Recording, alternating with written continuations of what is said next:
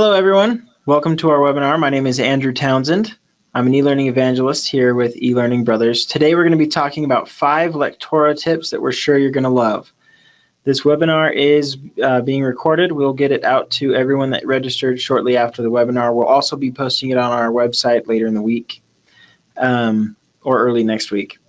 We have Andrew Vass, our lead developer, with us today. Thanks for joining us, Andrew. We're glad to have you with us and excited to hear about these Lectora tips. If you guys have questions during the webinar, we'll be ready to answer your questions in the questions panel, or during the webinar, I'll try to bring these up to Andrew as he can answer them. If we don't get to your question, we will do our best to continue the conversation in the webinar recap when we post it on our blog. Just so you know, one of the things we like to do after the webinar is try to follow up as soon as possible. Sometimes it's just to get feedback. Most of the time, we would like to touch base and find out if anyone needs some one-on-one clarification about webinar topics after the fact. All right. So without further ado, I'll go ahead and turn the time over to you, Andrew, and allow you to share your screen.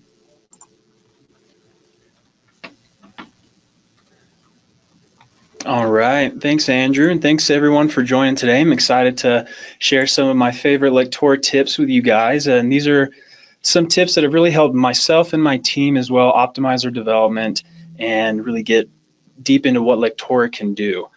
For what we'll be talking about today is first I'll talk about working with notes and tell you what notes are, what they can be used for, and how you can manage them. I'll also talk about using the resource manager to help make your development easier, help you cut down on the size of your Lectora projects. We'll also talk about anchoring objects for vertical scrolling, specifically when it comes to mobile development, as well as managing actions and also working with inheritance. So let's get started. The first tip is working with notes.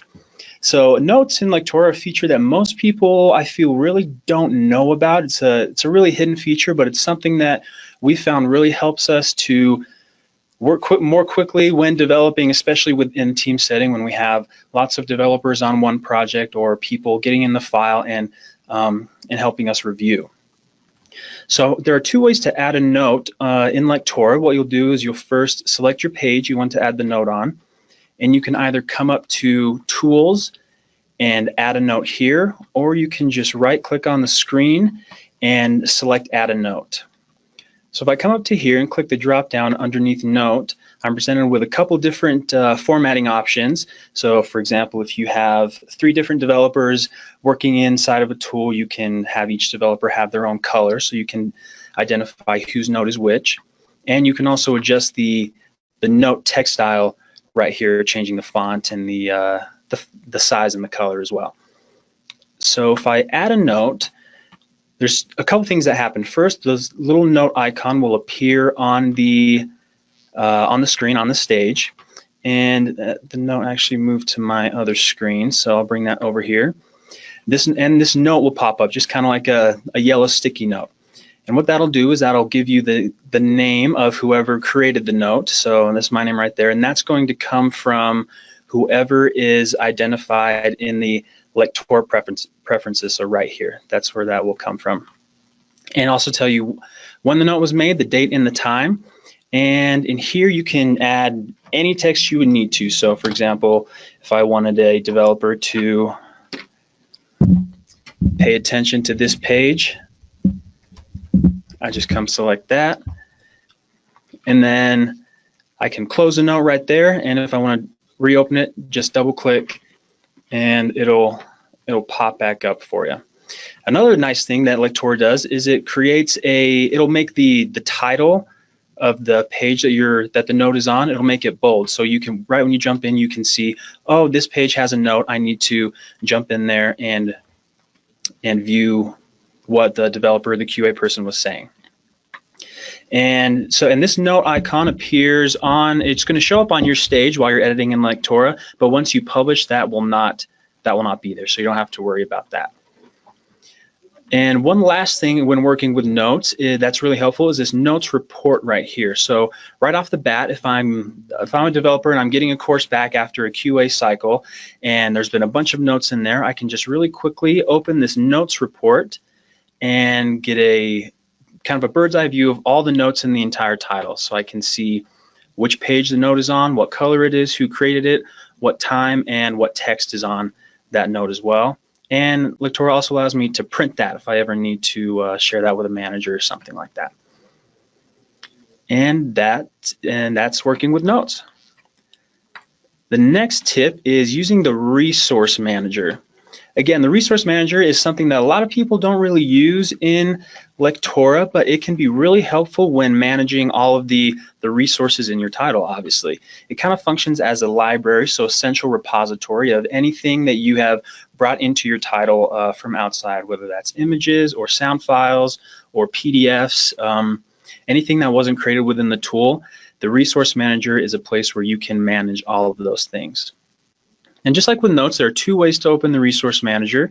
You can come up to the tools ribbon and select resources, or you can just right click on any resource you've imported and select resource manager. And that'll pop up the resource manager window. I'll just walk through the different options that you have in this window. By default, if you've right-clicked an image to open the resource manager, that image is going to be selected for you right here. And there are three tabs in the resource manager. The All tab will show you obviously all resources that are in your title. The Search tab will allow you to search your entire title to find a resource. And the Unused tab is where you can see any resources that you might have imported or deleted. But if you delete for example, an image from your title, it's not going to be removed from the resource manager. So this is where you'll come in to remove all of those images or resources and kind of cut down on the file size of your Lectora project. All right, so I'll jump back into that All tab, and over here on the right side, you can rename your resource just by typing in here and clicking rename. It'll give you how big the resource is, what size it is, and it will also show you, this is I think super helpful, every single page in your title that uses that resource. And you can see right here that there's a button right next to the resources used that says create unique resource. If I select one of those resources, that's going to enable, and Lectora will automatically jump to the page where the resource I've selected is. And for example, let's say this eLearning Brothers logo, maybe on one of the pages in my title, I wanted to edit that a little bit. I wanted to change it to black or add some extra text on there, but I didn't want to modify that for the entire project. What I can do is I can select create unique resource, and then that'll create a whole separate resource just with an underscore and then another number, and now you can see that this resource is only on the one page. So now if I want to edit this, I can just edit this one resource, this one image, and it won't affect everything else that I have in my title. That's a really nice feature.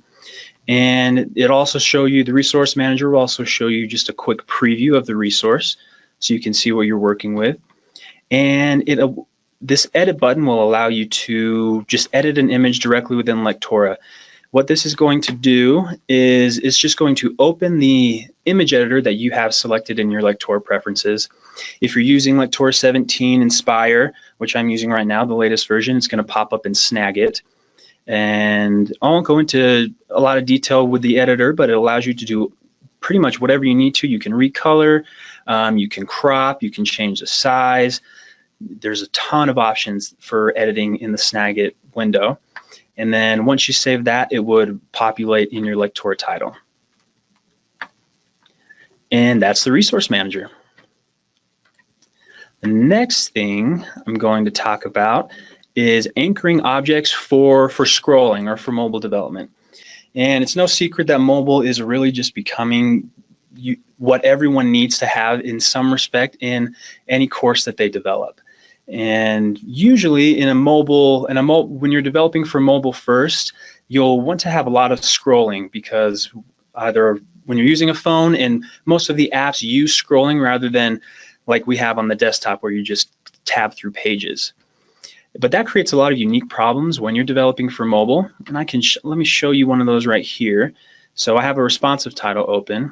If I open the phone portrait view, and I'll zoom out a little bit right here.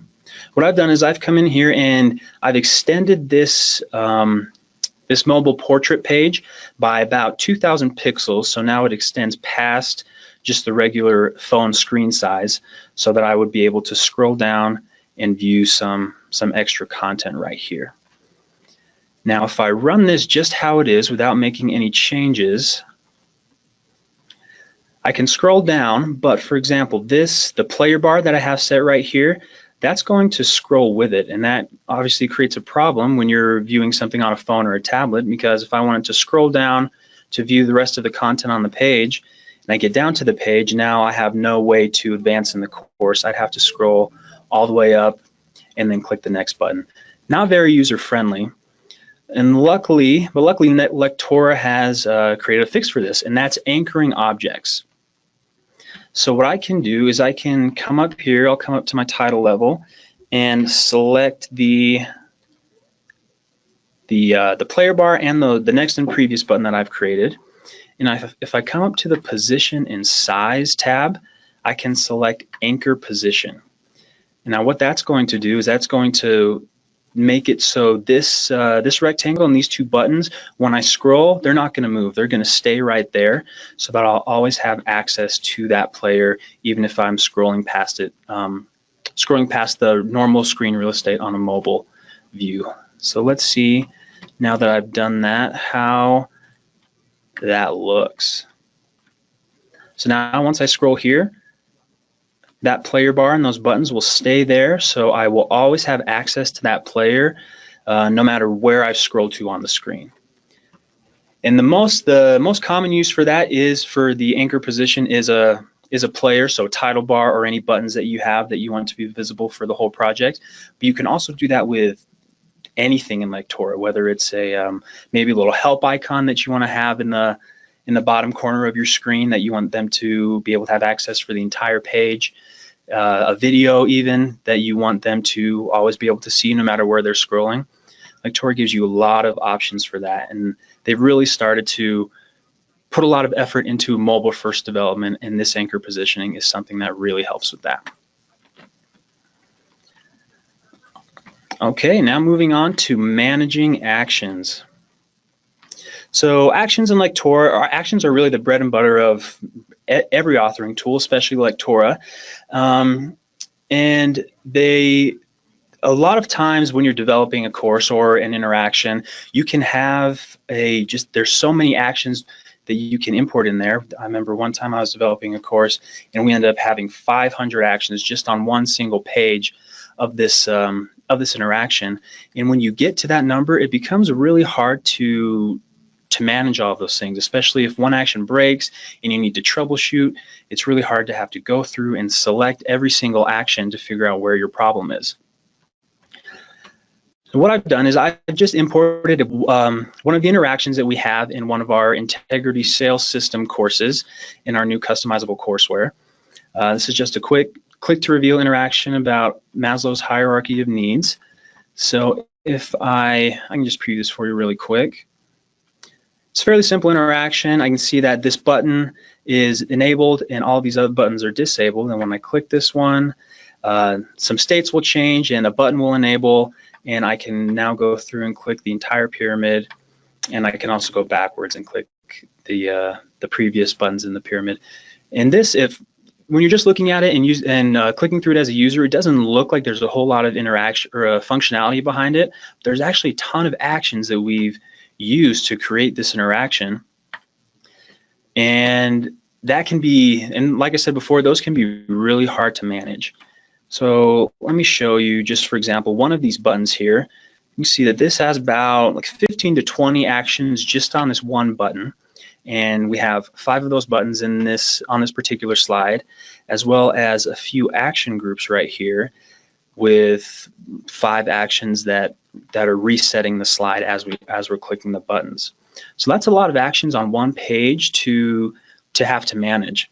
And like I said, for example, if something breaks and you can't really figure out what's going on, it's really cumbersome to have to come in here, select an action, click the actions window, and try to find where, and just click through the actions and try to find where that action broke. So that's when I like to use the action pane. Now there are 2 ways to open the action pane or the action manager in Lectora, either from this actions window right here or from the view window right here. I can select this action pane right here. And when I open that up, what that's going to do is just pop up this window right below my stage that's going to show me all of the actions for every either group or object that I have selected. So if I come back down to one of these buttons on the pyramid, it's going to populate with every single action that is firing on that button. And right here I can see the order in which the actions are firing, the name of the actions. Now, in the courses that we create, we name all of our actions so that the end user will be able to more quickly identify what the action is doing. But by default, Lectora is not going to name your action something really specific. So this is also something that really helps if you have a bunch of actions that aren't really named properly. You can come in here and see exactly what they're doing. You can see what's causing the action to trigger, what the action is, the target of the action, and you can also see whether or not there is a condition assigned to the action as well. And in this window, you can remove actions, you can add an action right in this window, and you can change the position of all the actions. So it's really helpful to have just a bird's eye view of everything that's going on either an interaction or an action group, so you don't have to click through everything to either troubleshoot or to modify some actions.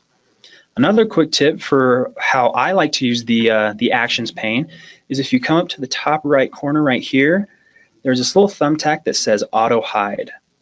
And if I click that, that's going to collapse the actions window and just put it in the bottom left corner of my editor. So now, instead of having to come up to the actions pane and click that and close that every single time, I can just select a button or an action, come down, hover over here, and it's going to pop up for me and give me a quick view of all the actions that are firing on that specific button. That's something that I've found has been really helpful, especially when you're working with a course with a bunch of different slides or even just one interaction with a bunch of different buttons or a bunch of different actions.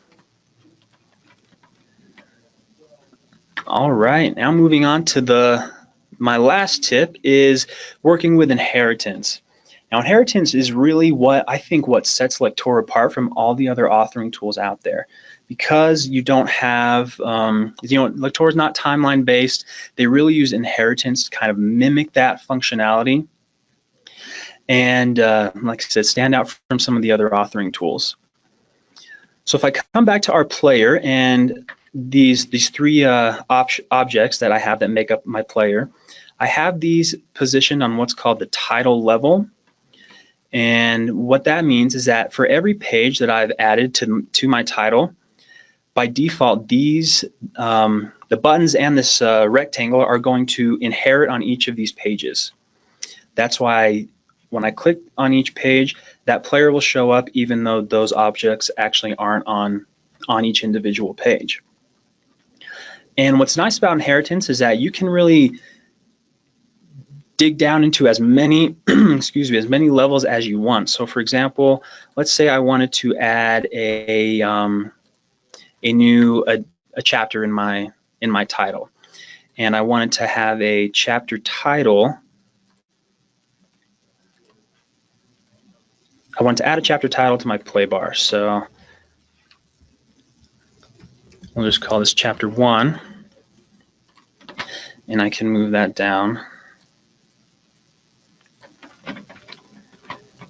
And actually, since I have the objects on the title level set to anchor position, kind of going back a few steps, anchor position is going to make sure that everything is going to set everything to always be on top. So if I wanted this text block to also be on top, I would also have to anchor that and set it to always be on top. So I'll just do that so we can see that right there. So going back to inheritance, now that I've added this chapter title right here, that's now going to display on every single page that I've added to this chapter, no matter how many pages I add. But going back up a level, it's not going to display on these pages. And like I said, you can get as granular as you want with this, you can have inheritance for as many chapters as you want, as many sections as you want. If you're adding a quiz, the quiz will have its own separate inheritance properties. So it really helps to be able to customize the look and feel of your course for your user. Now, like I said, by default, every single page below the title level is going to automatically inherit every single object that you have set on your title level. But there may be some instances where you don't want every single object up here to show up on every single page. So let's see, for example, if I delete this chapter right here, now this inheritance page is now the last page in my course, so I probably don't want the next button to be available because that's not going to be doing anything anymore. And there's a couple ways to do that in Lectora. Something that I've seen quite a bit is developers will just create an action that hides that next button when the page is shown. And that will work, but it can get pretty cumbersome with all of those actions, and also you're not going to see, you won't have the what you see is what you get feel with the player anymore. Those buttons are still going to be there, but when I run it, that next button is going to disappear. So what I like to do, question? Yeah, we've got one question. Can you increment the chapter number? Increment the chapter. Yeah, you can do that with some variables. We actually have a tutorial video about that on our website that kind of gets a little bit more involved with variables, but it is possible to do that with using a variable just instead of typing text into the chapter. Any other questions? Okay. All right. So for example, if I wanted to hide this next button without having to use an advanced action or an action, I'm going to delete this action. I can select my page, come up to the Properties pane, and select this Inherit Settings button. And this will pop up a window that will show me every single object. So on the left side right here in the inherited column, excuse me, it will show me every single object that is on the title level right here. And like I said before, by default, it's going to inherit all objects from the parent or the title level. I can select this drop down and I can either change that to inherit no objects from the parent or specific objects. And if I have specific objects selected, I can now move these objects back and forth and choose which objects that I want to inherit and which ones I want to exclude. So for the purpose of the last page in our title, I'm going to keep the previous and the player bar, but I'm going to exclude the next button. And then once I click OK, that's now going to disappear from this page, and it'll disappear from the editor as well as when you publish or when you preview, but it's still going to be shown on all of these other pages. And you can also see a quick way to see if something's being inherited on a page and if something isn't, is you can just take a look at this inherit icon, and now you can see that one of these squares is now grayed out, whereas if I selected all objects from parents, all of those squares would be filled in. All right, and that's a quick that was a quick how-to for inheritance, and those are my 5 tips for Lectora. Any questions? No additional questions that have come in. You mentioned with the chapter number and other information, we do have a Lectora blog, right? What kind of things can be expected to find on the Lectora blog, and what's the difference between that and our support page? So yeah, that's a great question. Our support page is going to deal mostly with how to use our specific templates, whereas our blog is going to be just a general overview of tips and tricks that will be more geared to maybe something that you're creating, or maybe a guest blogger might write about a new feature for Lectora or something like that. So there's really something for everyone on our site. So if you're looking for more of that information, you can go to elearningbrothers.com. And then there's a drop down that has blogs as an option, and just click on that. There's also a section for just Lectora users. If you want to go and see just Lectora blogs, you can there. You can also go to support.elearningbrothers.com and learn more about the tools and the assets and templates that we have for Lectora. Yeah, so if you guys want to see those, like I said, I'll get these out to you in an email. With the recording, as well as links to support, as well as the blog, and it'll be great for you to look and see if those questions are answered there. Thanks for doing this webinar with us, Andrew. We're super glad to have you here, and don't forget to come back for more webinars in the future. Thanks, everybody. We'll see you next time. Thanks.